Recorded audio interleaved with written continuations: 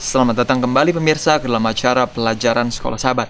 Saat ini kita akan kembali belajar dari buku Injil Lukas dan kita akan melihat bagaimana kehidupan dari Yesus serta misinya di atas dunia ini.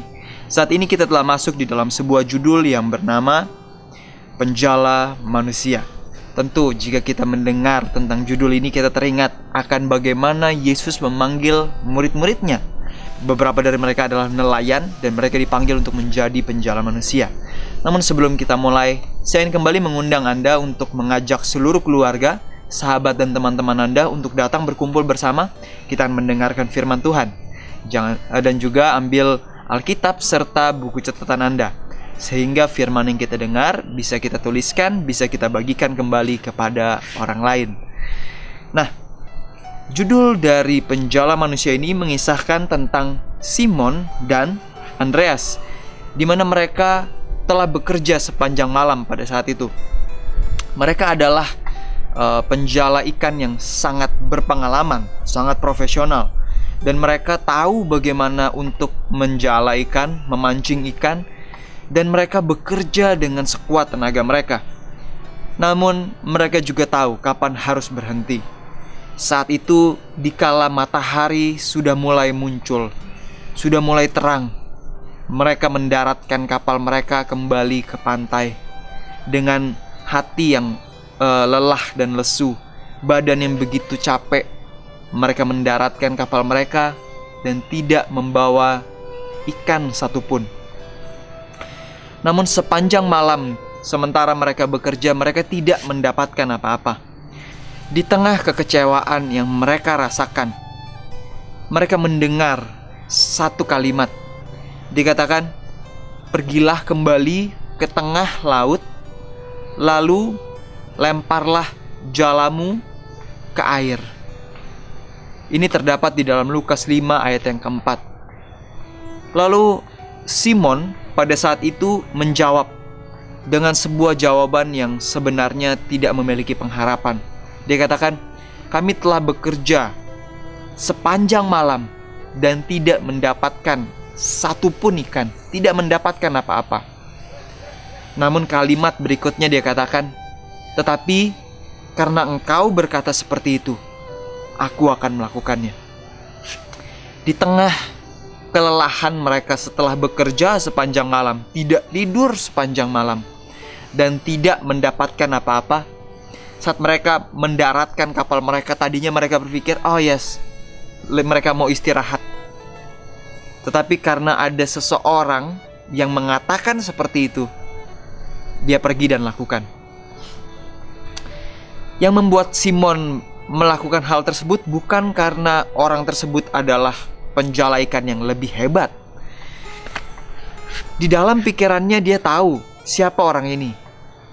Mungkin orang lain akan bertanya, Yesus yang adalah tukang kayu, apa yang dia tahu di saat dia memberikan saran kepada penjala ikan?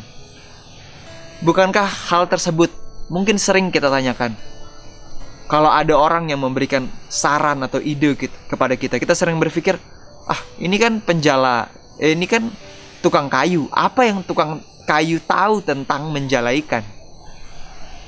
Simon bisa saja berpaling. Dia bisa saja menolak saran dari Yesus. Tetapi apakah mungkin kata-kata Yesus yang penuh pengertian dan pekabaran khotbahnya sebelumnya telah memberikan efek yang juga mengingatkan kepada Simon untuk mempercayai kata-kata dari Yesus? Tentu kata-kata yang Yesus katakan bukanlah seperti sebuah kata-kata yang keras dan membuat hatinya justru semakin gundah dan gelisah. Tapi mungkin kata-kata dari Yesus, saran dari Yesus adalah kata-kata yang memberikan dia kepastian, memberikan dia kemauan dan semangat kembali untuk kembali mendorong kapalnya ke tengah laut dan untuk menjala ikan.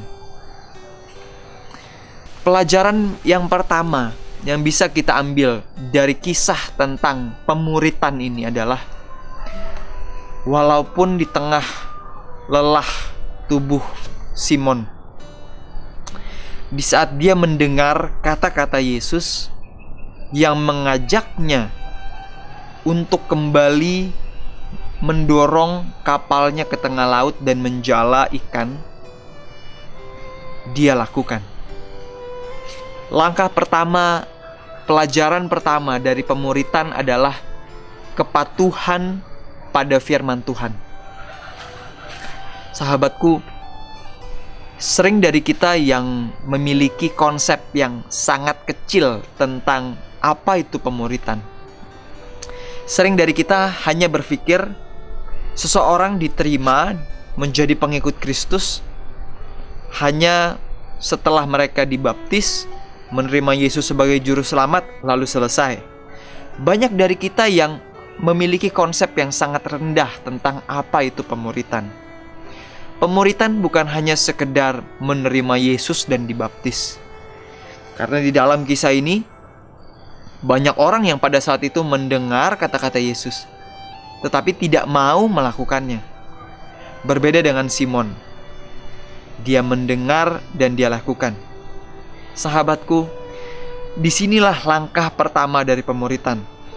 Bukan sekedar datang ke gereja dalam hari-hari ibadah atau melakukan tindakan ibadah rutinitas harian, tetapi juga mau mendengar dan melakukan apa yang Yesus firmankan. Ini bukan berarti sebuah langkah yang mudah. Seperti kasus dari Simon, dia harus memaksakan dirinya untuk mendorong perahunya yang sangat berat yang sudah ditambatkan ke pantai. Apalagi arus air pada saat itu, di pagi hari, arus air lebih banyak mendorong ke arah pantai, di mana membutuhkan tenaga ekstra baginya untuk mendorong kapal tersebut ke tengah laut. Begitu juga pelajaran yang bisa kita pelajari mengenai bagaimana Andreas, Yohanes, dan Yakobus yang mereka mempelajari betapa sulitnya berjalan bersama dengan Yesus. Di tengah malam mereka berusaha untuk menangkap ikan tapi tidak dapat. Namun mereka mau memberikan kehendak mereka, tenaga mereka yang ekstra untuk melakukan kehendak Yesus.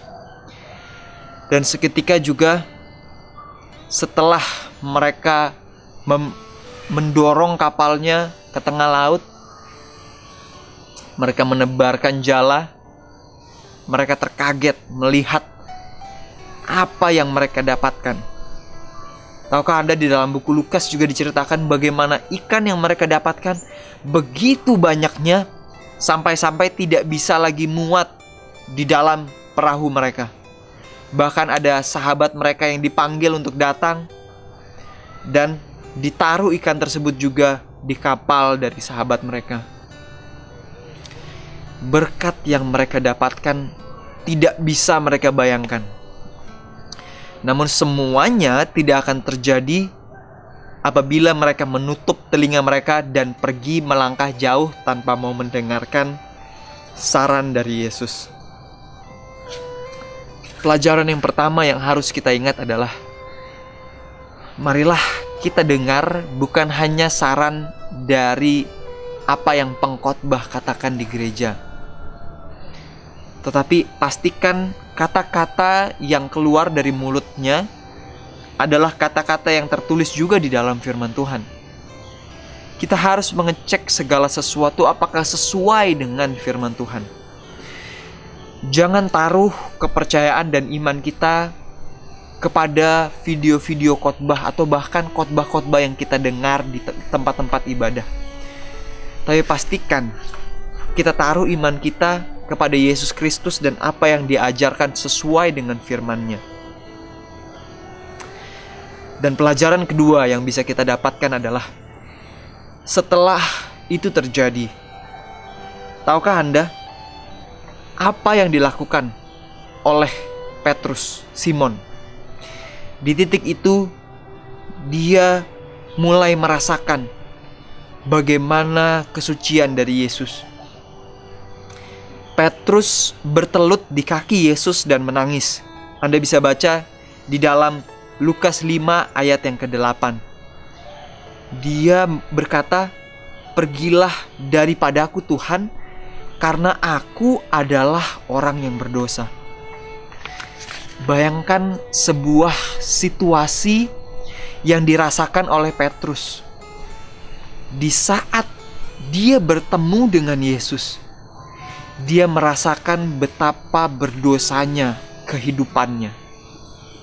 Dimanapun kita berada, di tempat ibadah kita, atau di dalam ibadah kita di rumah tangga, dalam doa kita secara pribadi, jangan biarkan ibadah kita berlalu dengan begitu sia-sia tanpa kita merasakan betapa sucinya Tuhan yang kita sembah. Seringkali kita melakukan tindakan ibadah kita seperti biasa saja, tanpa kita menyadari bahwa kita sedang datang ke hadirat Tuhan Pencipta yang begitu suci dan mulia. Sahabatku yang ada di rumah, seringkali di dalam waktu ibadah kita, kita bersikap semena-mena sesuai dengan keinginan kita, tanpa kita sedang menyadari kita sedang datang ke Raja alam semesta. Bayangkan jika kita datang ke hadapan gubernur, atau bahkan presiden, atau bahkan raja sekalipun, sikap seperti apa yang kita tunjukkan? Tentu kita akan bersikap dengan hormat, karena kita tahu kalau kita tidak bersikap dengan hormat, pasti kita akan dianggap seperti orang yang tidak beradab, bukan?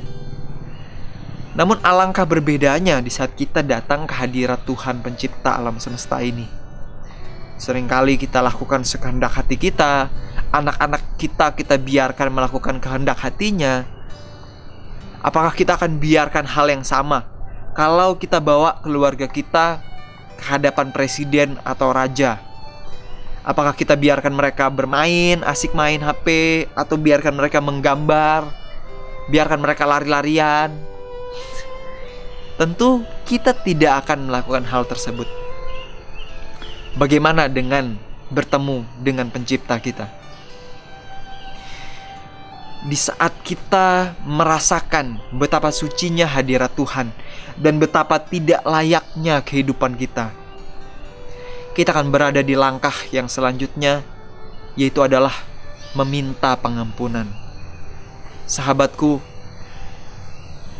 kata-kata kita di dalam doa untuk meminta ampun atas dosa-dosa kita akan menjadi sebuah kalimat slogan semata yang tidak berarti jika kita tidak betul-betul merasakan betapa sucinya Tuhan dan betapa berdosanya kita. Kalimat kita untuk meminta ampun atas segala dosa kita akan menjadi sesuatu kalimat biasa saja kalau kita tidak merasakan siapa saya sesungguhnya, keberadaan kita yang penuh dosa ini. Mari kita lanjut kembali pelajaran kita. Dan selanjutnya, bayangkan mujizat yang terjadi yang dirasakan oleh penjala ikan ini. Bayangkan juga bagaimana pengakuan dari Petrus atas dosa-dosanya dia di hadapan Tuhan. Dan bayangkan juga bagaimana otoritas dari Yesus. Dia sanggup membuat jala yang tadinya tidak bisa mendapatkan apa-apa sepanjang malam, di mana seharusnya sepanjang malam itulah ikan lebih mudah untuk ditangkap. Bayangkan otoritas Tuhan yang bisa memerintahkan ikan-ikan untuk datang masuk ke dalam jala. Mari kita lihat apa langkah selanjutnya mengenai pemuritan ini. Setelah itu, di ayat yang ke-10, Lukas 5 ayat yang ke-10 dikatakan, "Janganlah takut, karena mulai dari sekarang kalian akan kujadikan penjala manusia." Sebuah transisi yang Tuhan ajak Simon dan sahabat-sahabatnya untuk menjadi penjala manusia adalah sebuah transisi yang luar biasa. Ini membutuhkan sebuah penyerahan diri yang sepenuhnya kepada Sang Guru dan pengakuan atas ketidakmampuan serta keberdosaan mereka. Setelah itu, langkah selanjutnya adalah penyerahan yang sepenuhnya dan penyerahan secara terus-menerus kepada Kristus dan hanya kepada Kristus. Di mana kita ketahui kehidupan dari nelayan atau penjala ikan adalah sebuah kehidupan yang tidak menentu. Mungkin hari ini bisa dapat ikan, besok nggak dapat, besok bisa nggak dapat sama sekali, besok hanya dapat sedikit, besok mungkin ikan-ikannya adalah ikan-ikan yang jelek.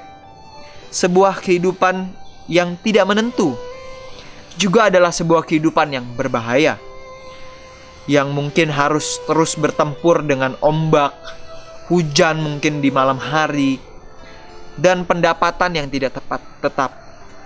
Sebuah kehidupan dari nelayan adalah kehidupan yang berbahaya, pendapatan yang nggak tetap, dan juga sebuah kehidupan yang tidak stabil. Dan di saat nelayan ini dipanggil untuk menjadi penjala manusia, bukannya kehidupan mereka akan menjadi lebih enak. Dikatakan di sini, itulah mengapa Tuhan menjanjikan di ayat yang ke-10 tadi. Tuhan berkata, janganlah takut, kamu akan kujadikan penjala manusia. Artinya Tuhan hendak menggambarkan bahwa kehidupan dari nelayan sebenarnya lebih enak daripada kehidupan penjala manusia. Itulah kenapa Tuhan katakan jangan takut. Sahabatku, menjadi penjala manusia bukanlah sebuah kehidupan yang nyaman.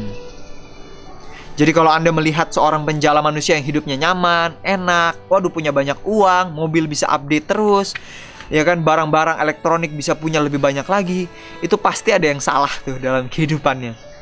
Karena kehidupan dari penjala manusia adalah tidak lebih kurang dari penjala ikan.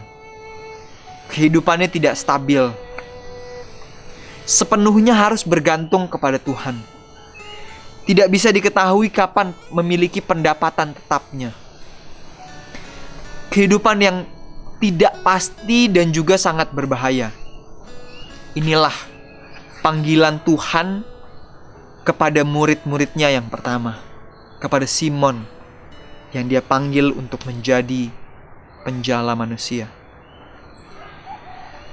Sahabatku, namun janji Tuhan yang berkata, janganlah takut. Kata-kata ini selalu menyertai setiap murid-muridnya. Kata-kata yang sama juga yang sedang dia sampaikan kepada masing-masing kita. Masing-masing kita yang mau menyerahkan hidup kita untuk menjadi penjala manusia. Seperti Tuhan menyertai murid-muridnya, penyertaan yang sama juga Dia berikan kepada Anda dan saya. Jadi hari ini, apapun yang Anda hadapi, masalah apapun yang sedang ada di hadapan Anda dan keluarga, Tuhan berkata jangan takut. Serahkanlah kekhawatiran kita kepadanya.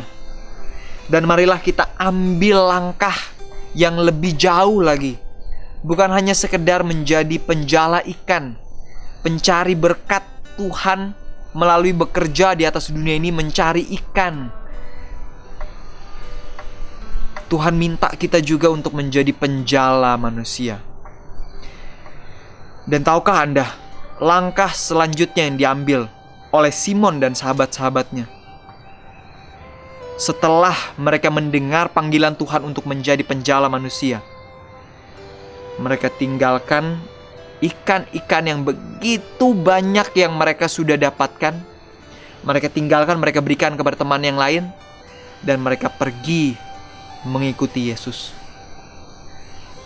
Sebuah langkah yang kalau buat kita sekarang sepertinya nggak masuk akal. Mereka baru saja mendapatkan berkat, tapi saat Tuhan panggil, mereka ikut. Sahabatku, kalau saat ini kita dengar Tuhan panggil kita, jangan keraskan hati. Firaun pun mendengarkan panggilan Tuhan melalui Musa. Dia dengar, tapi dia keraskan hatinya. Tulah pertama lewat, kedua lewat, dia tetap keraskan hatinya. Sampai ke tulah ke-10, baru dia buka hati, tapi sebenarnya hatinya masih dikeraskan. Dia masih berusaha mengejar bangsa Israel. Hingga hidupnya tidak bisa diselamatkan lagi. Kapanpun kita dengarkan panggilan Tuhan di saat kita membaca firman-Nya, jangan pernah keraskan hati kita. Karena kita tidak pernah tahu kapan pintu kasihan itu ditutup dan membuat kita tidak bisa lagi berpaling untuk kembali kepada Tuhan. Sahabatku, seperti murid-murid Yesus yang mereka bahkan rela meninggalkan ikan-ikan, berkat-berkat itu untuk sepenuhnya mengikuti Yesus. Hari ini pertanyaannya bukan sebuah panggilan bagi kita untuk langsung meninggalkan segala sesuatunya. Pertanyaannya adalah, apakah ikan-ikan yang saat ini sedang berada dalam kehidupan kita, yang kita tahu harus kita tinggalkan jika kita mau mengikuti Yesus? Tanyakan dalam kehidupan kita, apa ikan-ikan secara fisik, ikan-ikan di dalam kehidupan kita yang kita tahu harus kita tinggalkan untuk bisa sepenuhnya menjadi pengikut Tuhan. Sahabatku, di atas dunia ini ada banyak sekali jerat-jerat yang setan tempatkan di dalam kehidupan kita, yang mungkin tidak kita sadari telah menyita begitu banyak waktu, pikiran, hati kita, menyita tenaga kita, sehingga menghalangi kita untuk sepenuhnya mengikuti Kristus. Jerat-jerat itu yang Tuhan inginkan agar kita lepaskan sekarang. Dan marilah kita datang seperti Petrus, Simon Petrus datang,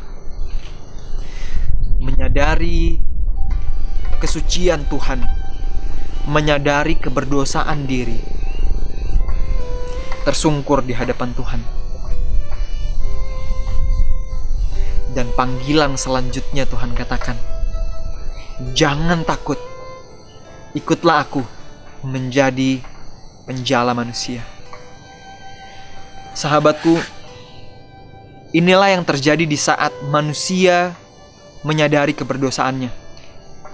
Saat Petrus menyadari dosa-dosanya, dia katakan, Tuhan, janganlah dekat-dekat dengan aku, karena aku ini orang yang berdosa.